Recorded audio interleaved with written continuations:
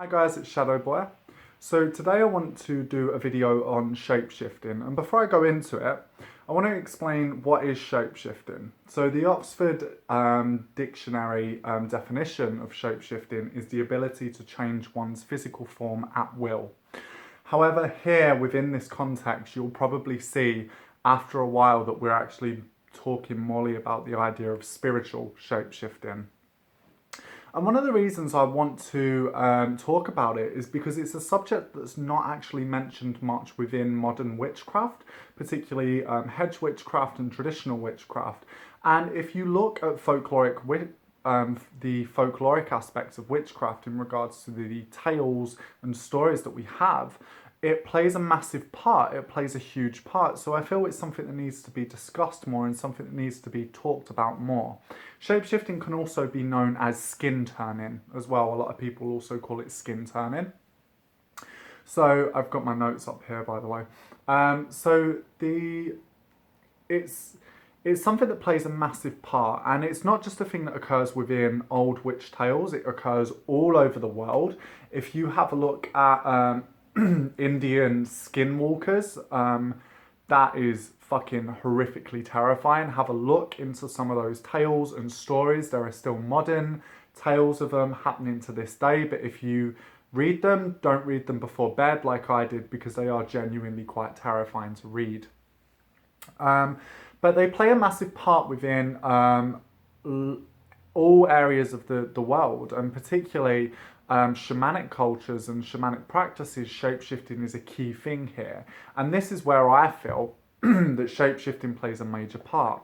So I'm going to read an excerpt from a book here, which is one of my favourite books to read, Wicked Enchantments, A History of the Pendle Witches and Their Magic by Joyce Froome.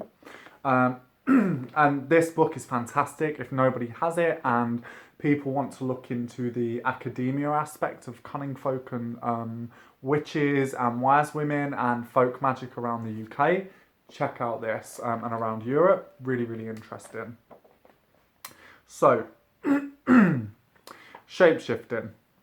Every year on May Day, an event takes place in Padstow in Cornwall that seems to support Emma Wilby's theory about the shamanic origins of British magic.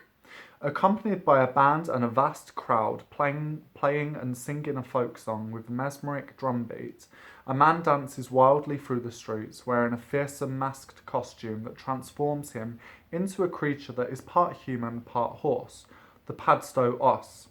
Periodically, he sinks to the ground and dies, and is then brought back to life by a shout from the crowd that resembles a horse's neigh. The event has similarities to descriptions of witches' sabbats, but is also rituals performed by the Native American Hopi and Zuni peoples, involving masks that embody the spirit of a deity. The Padstow Oss ceremony could be viewed simply as a drama, symbolising a renewal of life after winter, but the Oss himself could be viewed as a kind of familiar spirit, leading the people of Padstow in a magical ritual that will bring the town prosperity for the coming year. I suppose it does in one aspect, because it brings quite a lot of tourism. Richard Rugley, in his book The Encyclopedia of Psychoactive Substances, notes that aconite, wolfsbane, is one of the plants used in hallucinogenic ointments, produces the sensations of having fur. This too suggests the survival of an ancient shamanic ritual involving the practitioner's transformation into an animal, or perhaps into a being that was part animal and part human and part spirit. The confession of the Scottish wise woman Isabel Gowdy indicates an eerie shape-shifting spell. I'm sure we've all heard these, but I'm going to read them out anyway. I shall go into a hare with sorrow and psyche and such mickle care, and I shall go in the devil's name, I to like come home again. I shall go into a cat with sorrow, psyche and a black shut, and I shall go in the devil's name, I to like come home again. I shall go into a crow with sorrow and psyche and a black fro, and I shall go in the devil's name, will I come home again. This is the Oss as well. I hope you can see it. Yeah, you can see that. The Padstow Oss.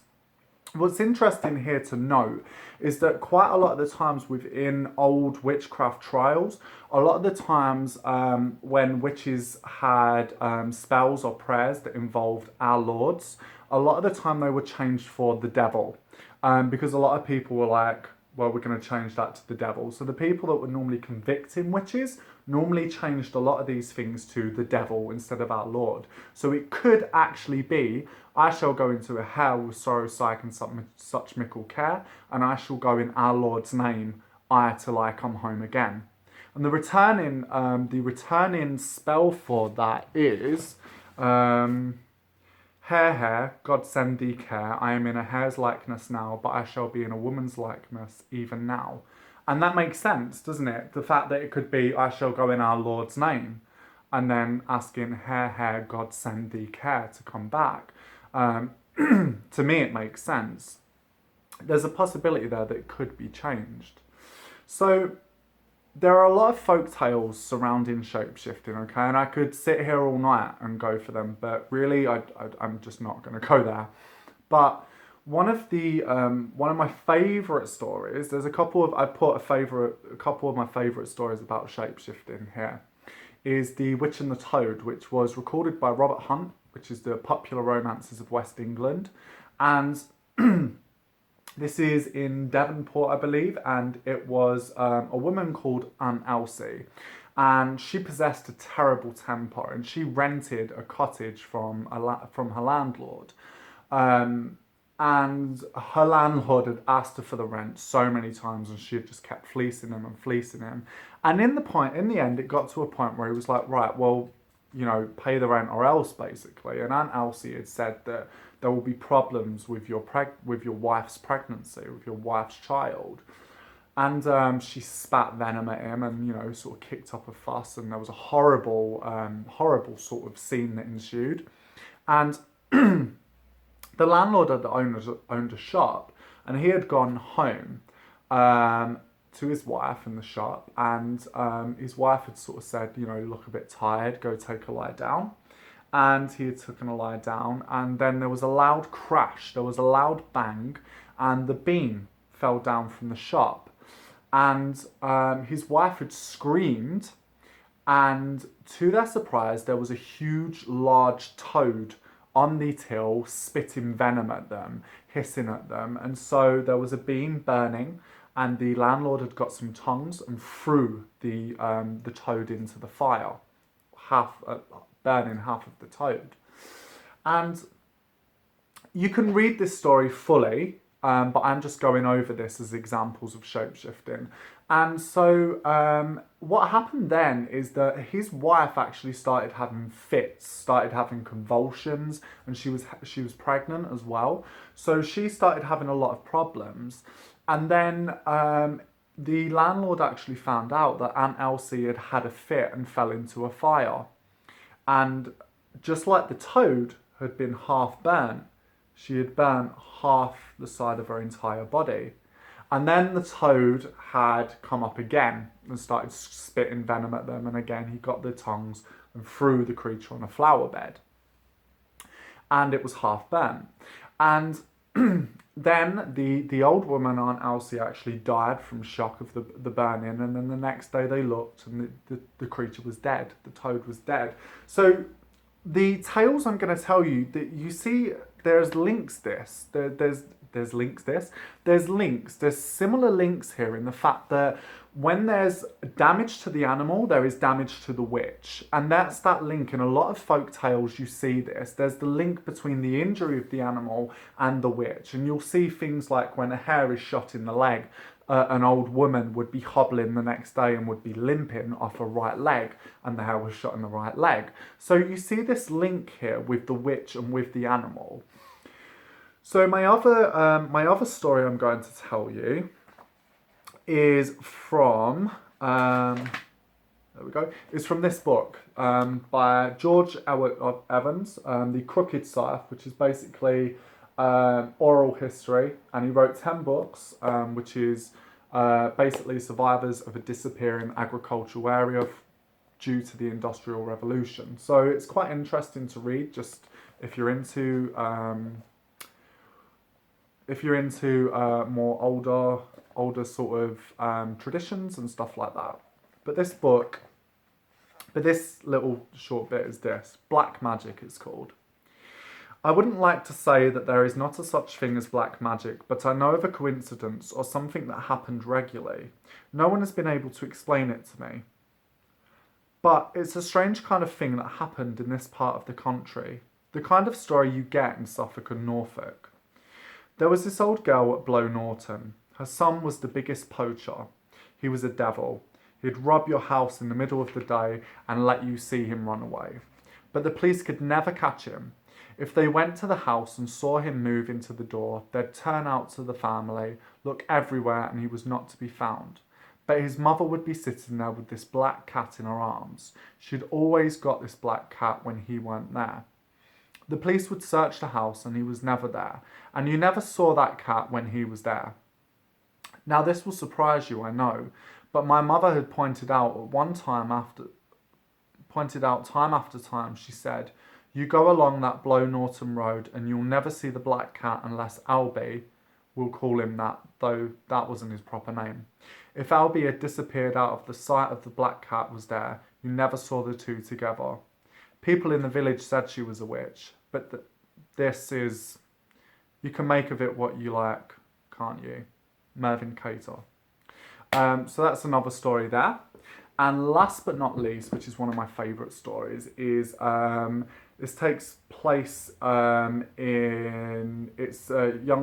takes place in Tavistock in West Devon, and it's hares. So if you look throughout British witchcraft, particularly British witchcraft, the hare plays a massive part in British witchcraft in terms of shape-shifting. We have Isabel Gowdy, we have loads of different accounts as well. There are a lot of accounts of hares and witch hares in particular, and it was said that when you see hares, they tend to congregate in a circle and stand up on their hind legs. And hares are quite liminal in the fact that they can also give out this incredible sound, which does sound like an imp. And if you ever hear a hare scream, it's fucking weird and insane and doesn't sound like what you would think it would sound like. But they were seen congregating in circles, and particularly under full moons and things like that. So a lot of people said that it was witches meeting in secret. And a lot of people believed that witch hares would steal milk from cows or would go to destroy crops, things like that. So this story involves a young boy and his granny, and it involves hare hunters, hare poachers. And in this instance, the young boy was well known for spotting a hare to these poachers and leading the poachers to this hare, and then the hare would dart off and would never be seen again. And this young boy lived with his granny, who was said to be a witch. And this kept happening. The young boy kept going to the poachers, I know where there's a hare, and was obviously getting money for it, and they would see the hare and the hare would dart and be gone. And so one day someone was spying on the young boy and saw the hare before the young boy had gone to see the poachers. So the poachers got the dogs ready.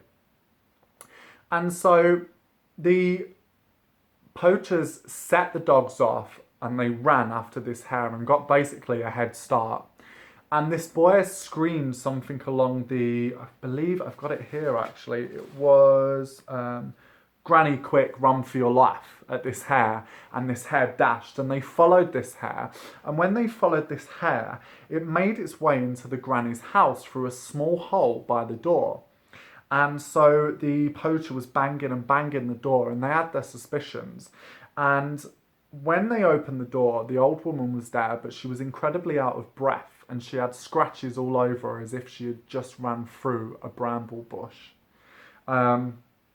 So that's another example of shape-shifting within British witchcraft. So there's a couple of stories, and I think if we're looking at the folkloric aspects of witchcraft, the old tales and the old stories are the best way to go, because you have examples there and you realise how much of a part it plays. So in terms of shape-shifting for me and my personal views on shape-shifting, the idea of the witch transforming into the animal, to me, represents the union betwixt this world, the world of civilization, and the world of wildness, the world of wilderness. And the witch symbolises to me, by shape-shifting, a balance between the idea of the witch being part of this world, but being part of the wild world, being part of the untamed, part of the wild, part of the feral, a feral nature that the witch holds that other people don't quite hold. To me, it also suggests a liminal nature, the idea to take a hare leap or a toad leap into the unseen. If you notice a lot, witches tend to transform into many different animals throughout the world, particularly to Britain, though it tends to be hares, toads, but these are all very liminal creatures. These are creatures that were said to have liminality between them, you know, creatures that weren't of quite water but weren't quite land, creatures that weren't quite a rabbit but aren't quite a cat. You know, it's creatures that are very, very liminal. So if you have a look at this, to me, it represents the liminality of the witch having one foot in this world and the other foot in the next world. And so in regards to shapeshifting, when a person, in regards to, for me, when somebody takes a hare leap or a toad leap into the unseen and crosses the hedge, I believe that a person changes on a deep and fundamental level each time, because I believe that they are going into another world. Now, whether or not they go there for 5 minutes or 10 minutes, in their journey, it could be a lifetime. And you see this within fairy lore, where people feel like they've gone for 10 minutes, but it's actually been 2 years, things like that. And for me, I believe that every time you go to the other world, you change on a deep level. But I think even more if you shapeshift, because I think when you shapeshift, you embrace that animalistic, that feral, that wild, the untamed aspect of yourself. We live such organised lives. Everything's set out for us. We get our meals. We know where our food is. We don't have to hunt for our food anymore. We don't have to forage for our food anymore. Everything's ordered. But when you go into this aspect of shapeshifting, this aspect of transformation, you go into the feral, you go into the wild, you go into the feared, and you go into the unknown, which is very much a part of the witch. So to me, in regards to shapeshifting, it's embracing that feral aspect of yourself. And I feel that that's very important. But it's not just that, it's a way for you to go into the other world. Some people find it easier to shapeshift. So in regards to shapeshifting with me personally, I have shapeshifted, and I do it quite regularly. And it's something that I have had various different experiences from, where I have experienced running like a hare and being chased by a greyhound. And each time I come back, I feel changed on a deep and intimate level.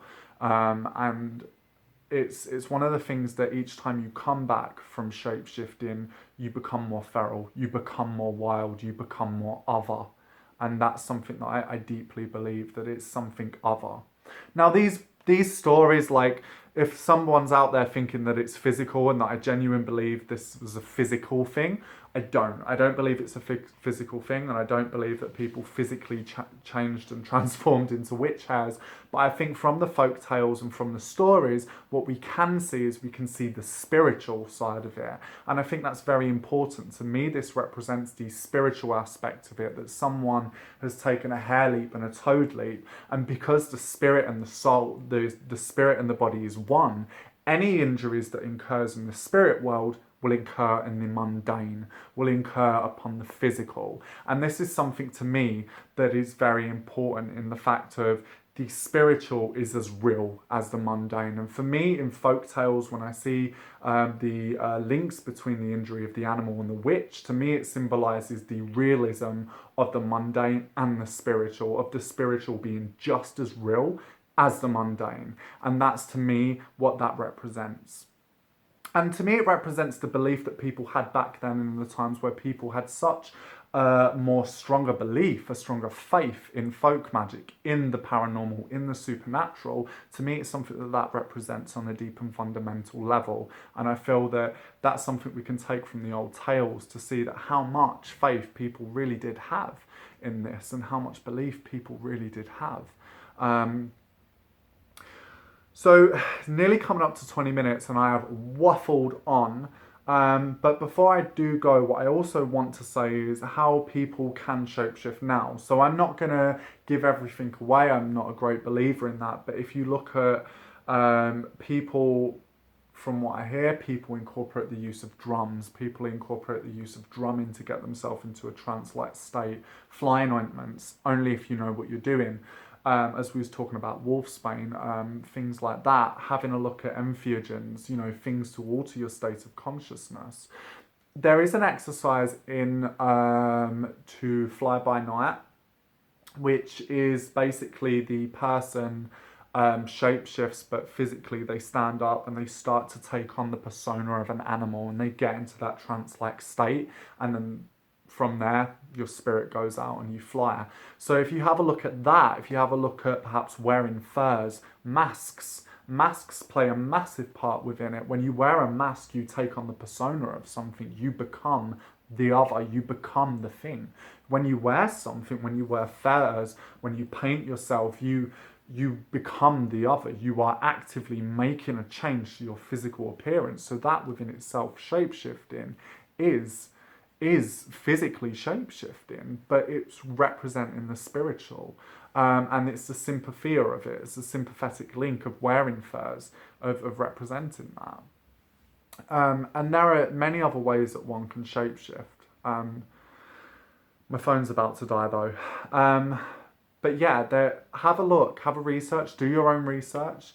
The familiar spirit plays a massive part within it, and people ride the familiar spirit, becoming the animal of the familiar spirit, learning to embrace that animal and become the other, to become the wild, to become the feral, to become the unknown. And that's what shapeshifting to me is about. Peace. Happy skin turning.